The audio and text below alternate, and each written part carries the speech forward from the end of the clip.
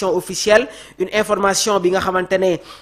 voilà boobu ba tey ñu ngi koy topp. Mathurin Salif Sambou dinañu ñëw sur le cas Nicolas Jackson rapidement. Donc here we go, une information officialisée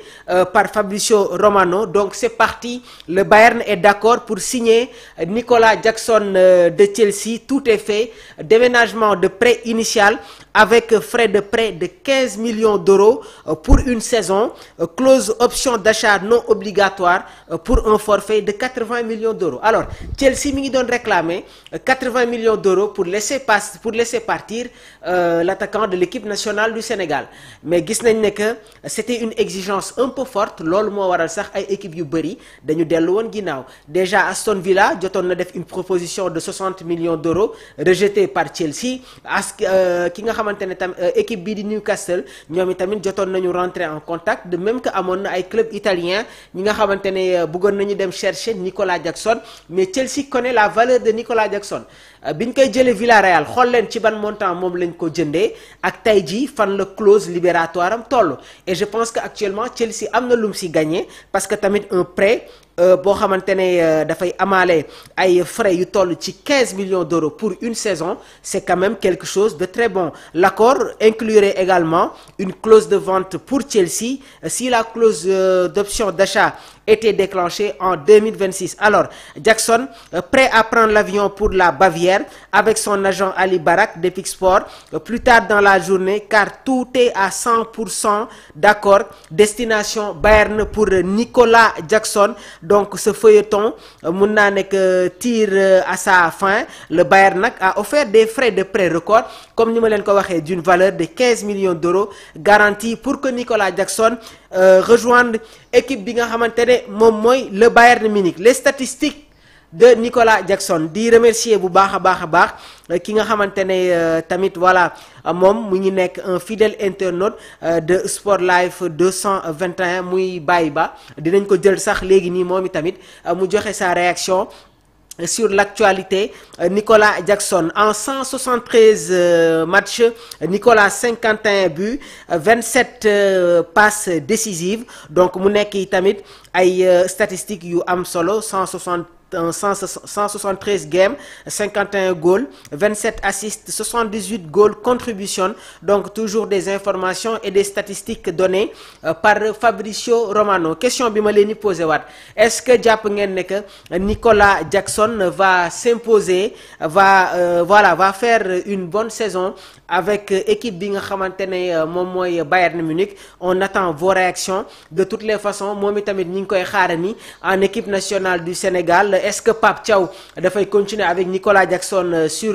son trio bi nga xamante ne moom la indi woon sur les derniers matchs? Nicolas Jackson va-t-il être dans la continuité? Est-ce que dinañu retrouver waat Nicolas bi ñu tàmmoon di gis fële nga xamante ne moom mooy Villarreal? Bi mu ñëwee Chelsea tamit ce qu'il faut savoir mooy def na de belles prestations, et aussi Nicolas Jackson s'est beaucoup amélioré. Lii tamit day nekk ay mbir yi nga xamante ne il faut que ñu koy fàttali ñi nga xamante ne ñi ngi bàyyi xel bu baax a baax l'attaquant de l'équipe nationale du Sénégal. Abdallah Sima quitte définitivement Brighton et s'engage avec Lens. Donc Fallou, Abdallah Sima ak Nicolas nga booleel ma ko. Voilà, donc Abdallah Sima jot nañu quitter définitivement Brighton. Abdallah Sima jot na quitté définitivement Brighton et dem na engagé wu ak équipe bi nga xamante ne moom mooy Lens. C'était dans les tuyaux, c'est désormais officiel. Donc Abdallah Sima s'est engagé avec le RC Lens jusqu'en 2029. L'attaquant sénégalais arrive en provenance de Brighton où il n'aura joué le moindre match. Fin de l'histoire à Brighton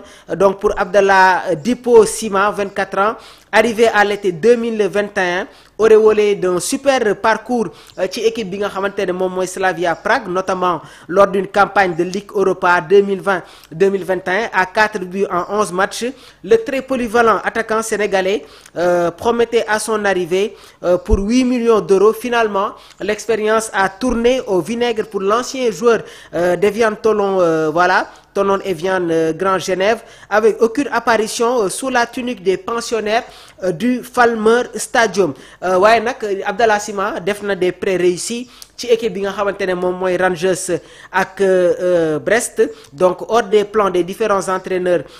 de Souguls mooy Roberto De Zerbi nekk actuellement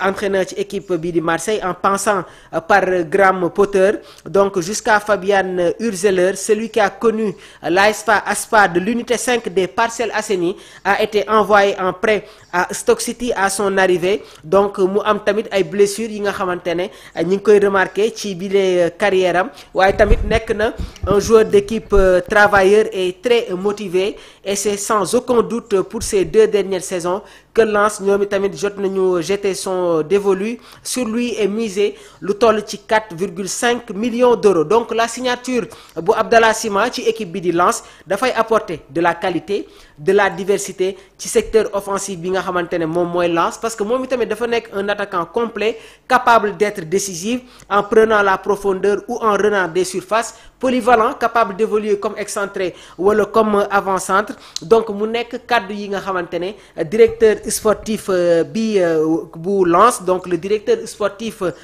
des 100 et or Jean-Louis Leka moom la yëkkati li mu si dolliwaat mooy Abdallah Sima s'est marqué et fait marquer ses partenaires c'est un joueur d'équipe ce qui a une qualité importante à nos yeux c'est un garçon humble respectueux travailleur et très motivé donc mu nekk yi tamit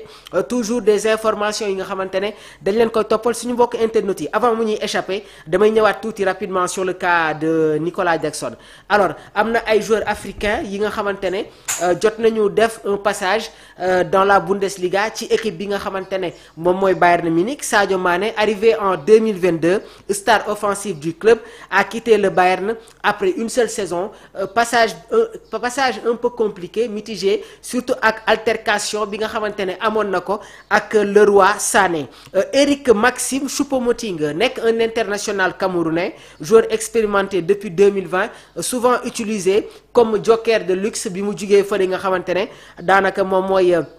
voilà le Paris Saint-Germain il y a aussi l'international marocain muy Noussair Mazraoui nekk latéral droit recruté récemment et voilà moom tamit mi ngi football fi nga xamante ne moom mooy Manchester United Bouna Sarr moom tamit nekkoon latéral droit mi ngi joué na ci équipe bi nga xamante ne moom mooy Bayern Munich Samuel Koufour nekkoon un international ghanéen défenseur emblématique du club entre 1993 et 2005 avec plus de 270 matchs nekk na tamit l'un des Africains les plus marquants du Bayern waaye tamit ki nga xamante ne moom mooy Mehdi Benassia bokk sur la direction phocéenne nekkoon un international ci équipe bi nga xamante ne moom mooy Maroc football na Roma nekkoon dans le championnat italien défenseur central polyvalent moom tamit jot na remporter la Bundesliga avec le Bayern Munich Pablo Thiam Guinée milieu voilà au club de 1995 à 2000 Christian Saba Ghana défenseur ayant passé 15 ans au Bayern surtout en réserve ki nga xamante ne tamit moom mooy Andrew Sinkala nekkoon Zambien milieu passage bref en 99 ak 2000 Luis Clément Ngouat Mahop moom tamit nekkoon na attaquant dans la réserve ak Emmanuel Bentil Ghana milieu formé au Bayern dans les années 90 ñii ñooy les joueurs africains yi nga xamante ne jotoon nañu contribuer certains ont contribué à la réussite et à la tradition du Bayern Munich certains avec un impact durable et d'autres plus en soutien ou en formation mu nekk yi tamit toujours des informations yu am solo yi nga xamante ne foog ñu leen koy indil yéen tamit suñu mbokk internet yi ki nga xamante ne moom mooy voilà Mathurin Salif ñu ngi lay jaajëfal bu baax juste pour Jackson certains supporters de Chelsea commencent à regretter son départ effectivement certains commencent à regretter son départ waaye nag li ma leen mën a wax sànq wax naa leen sax Chelsea dañ ko mëne woon 1-0 le but a été refusé par la VAR voilà donc 0 but partout pour le moment entre Chelsea ak équipe bi nga xamante ne moom mooy Fulham mu nekk tamit un derby londonien on va toujours prendre vos réactions yéen tamit suñu mbokku internautes yi vous êtes très actifs dans les commentaires ñu jël rek rapidement les réactions ki nga xamante ne moom mooy Martin moom nee na Chelsea va regretter fort Tala la plus grosse erreur de Chelsea est le fait de se débarrasser de Nicolas Jackson. Et match bi nga xamante ne Chelsea mi ngi koy football actuellement Liam Delap dañ ko génnee sur blessure et bi ñu ko génnewee sur blessure ki nga xamante ne moom mooy le jeune George moom moo jël place am. Donc dinañ leen toppal blessure bi nga xamante ne day concerner Liam Delap parce que Chelsea dafa amoon ñaari avant-centre Joao Pedro Liam Delap ak ki nga xamante ne nag moom moo nekkoon Nicolas Jackson parce que Cole Palmer dafa gaañu. Bien vrai que il y a la signature de Alejandro Garnacho avant match bi gis ngeen ko mu toog ci gradin yi donc il y a la blessure de Liam Delap il y a aussi la blessure de Cole Palmer. Donc Delap a été sorti à la 14e minute Joao Pedro rôle bi mu doon jouer Brighton moom lañ ko gis actuellement muy football ci équipe bi nga xamante ne moom mooy Chelsea derrière Liam Delap. Donc avec cette blessure Joao Pedro mooy ñëwaat comme avant-centre léegi nag Estevao peut-être moom mooy moom mooy ñëw comme numéro 10 et George moom mooy dem football sur le côté droit de l'attaque des Blues. Donc Chelsea déjà rek am na ay mbir yoo xamante ne ñi ngi koy commencer gis. Alioune Badara Ciss moom nee na le Bayern a fait un gros coup il saura utiliser Nico et les exigences seront différentes à celles de Chelsea. Voilà donc sax foofu il faut que ma ñëw ci tuuti concernant tamit li nga xamante ne moom mooy l'effectif du Bayern Munich. Déjà gis ngeen dans les gardiens il y a Manuel Neuer Jonas Urbig Seven Ulrich sur les défenseurs il y a Jonathan Tah Alphonso Davies Upamecano Kim Min-jae Laimer Josip Stanisic Hiroki Ito Rafael Guerreiro ak Sacha Boey. Si seen milieu de terrain Joshua Kimmich Jamal Musiala Goretzka Pavlovic Lennart Kalk ak Tom Bischoff waaye lu ñu leen mën a wax mooy Jamal Musiala dafa blessé ci coupe du monde des clubs yi donc dina toog ay mois yu bëri yoo xamante ne di ko football. En attaque il y a le départ de Leroy Sané Kingsley Coman ak Thomas Müller. Donc actuellement dafa am benn trio d'attaque bi nga xamante ne moom moo nekk en place composé de Luis Diaz en provenance de Liverpool Michael Olise en provenance de Crystal Palace ak Harry Kane nekk attaquant des Three Lions. Alors match bi nga xamante ne Bayern Munich footballoon na ko la semaine dernière ak équipe bi di Leipzig match boo xamante ne Bayern mi ngi ko gagné sur le score de 6-0 dañuy ñëw sur l'animation offensive dañ koy commencer tuuti à partir du milieu de terrain. Donc Joshua Kimmich ak Goretzka ñoom ñoo aligné donc Vincent Kompany day jouer avec un schéma 4-2-3-1 avec un numéro 10. dañuy ñëw tuuti sur l'animation offensive bavaroise donc Kimmich ak Goretzka ñoom ñooy aligné léegi en attaque dañuy am Michael Olise comme excentré droite Luis Diaz comme excentré gauche et Serge Gnabry moom la ñu jël di ko football loo derrière Harry Kane bi nga xamante ne moom mooy avant-centre bi. Donc rôle bi nga xamante ne Serge Gnabry mi ngi koy football un rôle inhabituel parce que Serge ñun ñëpp xam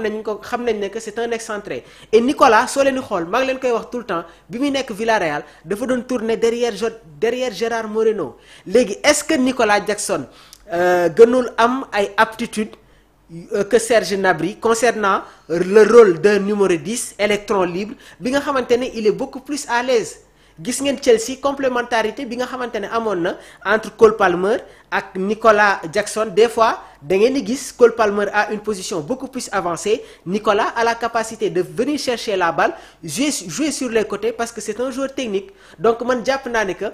il va faire une saison importante ci équipe bi nga xamante ne moom mooy Bayern Munich. Donc Serge Gnabry